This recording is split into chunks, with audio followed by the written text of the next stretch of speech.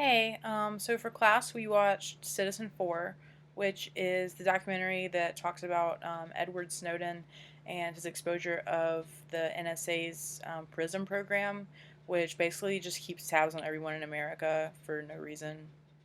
Well, no, the reason is to try to find and prevent terrorism, but there's hardly any evidence of the program actually finding or preventing terrorism. But first off, I'd like to say that I think Edward Snowden's actions were pretty heroic and selfless, and for that reason, I've taken a particular interest in him and the NSA and what they do. But I personally value my privacy, as I'm sure most people do.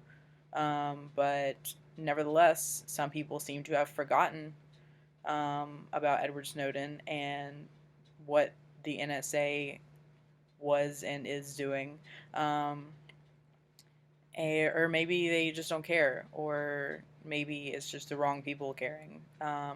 But for whatever reason, there are some people out there who really don't care that the NSA is watching everything we do and monitoring, all of our phone calls and tapping into webcams and everything, and that's kind of messed up. I mean, there's some people who figure oh, if I'm not doing anything wrong, I have nothing to worry about.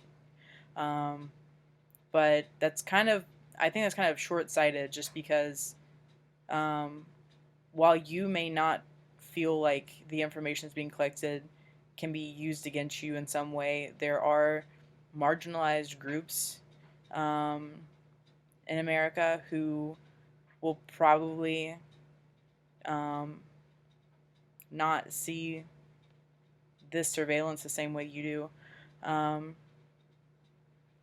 Oppressed groups in America basically have the deck stacked against them, and this kind of information that they're gathering can basically be used against them at any time.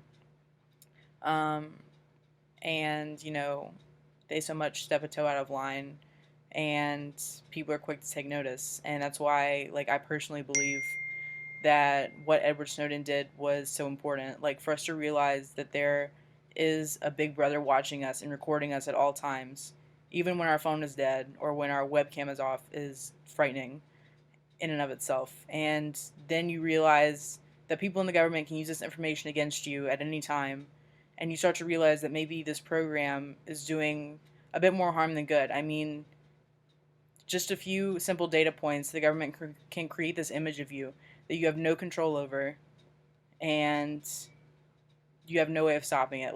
I mean, first they know, oh, you only call your mom twice a year.